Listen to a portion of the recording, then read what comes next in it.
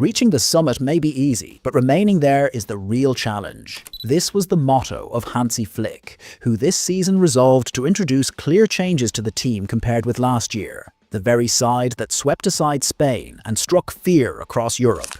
Yet, despite its dominance, the team was not without flaws. In a press conference, Flick openly acknowledged these shortcomings, stressing that he would address them with seriousness. He also promised the supporters a noticeable performance improvement, indicating that the team's overall identity would undergo a thorough transformation this season. Allow me to highlight several changes that have already become apparent at the start of this campaign, adjustments you may have overlooked. So listen carefully, stay with me, and let us now delve into the details. Welcome, my friends, to the BePart Sports channel. Fermín López. During the last summer transfer window, there was strong speculation about Fermín López leaving. Barcelona needed financial liquidity, and Fermín could have generated a respectable sum. However, Flick told the board, "If he goes, we will all be furious." In truth, the management complied, wary of further upsetting the coach, who had already been displeased. At the start of the season, Fermín became the team's primary playmaker. As for Dani Olmo, even when fully fit, he remained on the bench. Why did this happen? There are three main reasons. Pay close attention. First, Fermín is physically far superior. He is capable of constant duels and sustained involvement, unlike Dani Olmo, who might play today but cannot reliably be counted upon tomorrow. Secondly, when it comes to positional rotations on the pitch, Fermín often drops back to occupy the role of a third midfielder or holding pivot in defensive phases. In these situations, he begins pressing either the opposition's anchor man or the second centre-back alongside the striker. The objective is clear: to disrupt the opponent's build-up at its source and to intensify the high press that gives Barcelona the upper hand. Dani Olmo, however, does not possess this quality to the same extent, which is why Flick gained an additional layer of defensive solidity with Fermín. Thirdly, there is no doubt that Dani Olmo is an influential attacking presence, a player capable of scoring when the chance arises.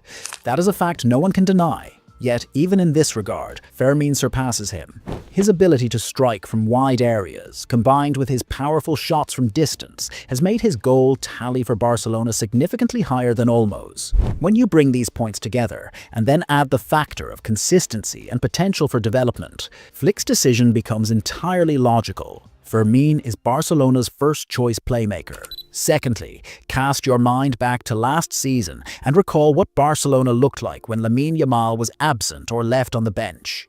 I would not say he was completely missing, but he resembled little more than a shadow on the pitch, and the team lost a significant part of its strength and vibrancy. This season, however, is entirely different. With Marcus Rashford occupying the left wing, the side has delivered excellent performances against Newcastle and again versus Valencia. Believe me, that level of performance will continue in the matches ahead, even once Lamine returns. The truth is straightforward. Rashford, while the Englishman has not reached a legendary level, and one cannot describe him with grandiose terms, he remains a far superior winger to anyone who featured last season. Add to this Rafinha, who, when shifting to the right flank, ensures the team's attacking threat does not diminish, as we saw in the fixtures against Valencia and Newcastle. In short, Lamine's absence, whether due to injury or for any other reason, no longer carries the same weight it did last season. The team is now fully capable of maintaining its scoring numbers and securing points with relative ease. Thirdly, following Martinez's departure, Barcelona found themselves gripped by fear and uncertainty. The search for a replacement for Íñigo proved a formidable challenge. To understand why, one must note that Martinez was not merely a centre-back. He was the true leader of the team. He possessed the vision to marshal the offside trap and commanded the action on the pitch. Losing a player with such qualities meant the simultaneous loss of elements that are extremely difficult to replace. From the start of the season, Flick had one clear objective: to identify a suitable successor to Martinez. In practice, he began with a thorough trial of all available centre-backs before eventually settling on Araujo and Cubarsí in central defence, a role they were already accustomed to. But why did Flick make this choice? Cubarsí, one of the finest ball-playing defenders in the world, emerged as the de facto leader of Barcelona's backline. During the trials, Christensen produced excellent performances, and Eric Garcia was equally impressive.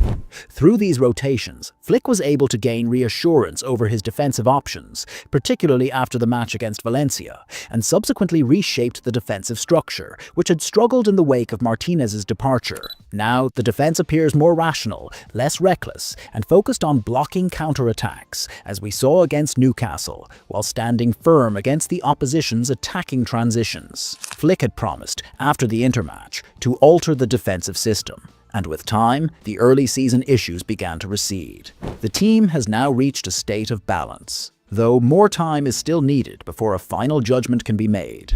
Fourthly, Barcelona's eternal problem has always been the weakness of their bench, the difficulty of finding a player capable of changing the shape of the team or providing a genuine impact. This issue was glaringly evident last season. Yet, since the start of the current campaign and under Flick's guidance, we have begun to see solutions emerge to address the team's shortcomings. Alternatives have appeared who are capable of fulfilling their role whenever a first-choice player is absent. Take, for instance, Joan Garcia and his understudy, Wojciech Szczęsny. While Wojciech Szczęsny may be technically inferior, he is still able to deliver what is required. Koundé, covered by Eric Garcia, has featured in several matches and performed very well. Cubarsí and Araujo, with Christensen as their backup, provide reliable experience, and whenever Christensen is called upon, he delivers strongly. Balde and his deputy Gerard Martin have impressed recently, showcasing excellent technical levels. De Jong and his alternative Casado, whose qualities you already know, add further depth, alongside Bernal, who returned earlier than expected from injury. Each player has distinct attributes and a defined role within the squad. Fermin and Olmo are competing for a starting place, and Barcelona are reaping the benefits of this rivalry. Why? Because both bring technical quality, and each must prove himself in order to secure a regular spot. Rashford, standing in for Rafinha, whether due to injury, rest, or rotation, provides a strong performance whenever required. Rooney Bardghji featured for 45 minutes against Valencia and was excellent. He is undoubtedly a talented prospect. Even Robert Lewandowski, with Ferran Torres as his deputy, has seen positive competition, as Torres has been transformed under Flick and delivered impressive displays as an out-and-out striker. And of course, it is impossible for the entire squad to be sidelined at once. But should any player suffer an injury, his replacement is able to step in, perform to the required level, and reduce the gap until the starter returns. For this reason, there is little fear regarding injuries or absences. The work done to build genuine alternatives is entirely to Flick's credit. From day one, he recognized the depth of Barcelona's bench as a major problem, and he resolved to address it. He worked across several fronts and has succeeded, and these 5 key areas stand out this season. Now the question remains, do you believe Barcelona are ready to chase the treble, or are they still some distance away? Share your thoughts in the comments, and don't forget to like, subscribe, and share to stay up to date with all the latest. See you soon, my friend.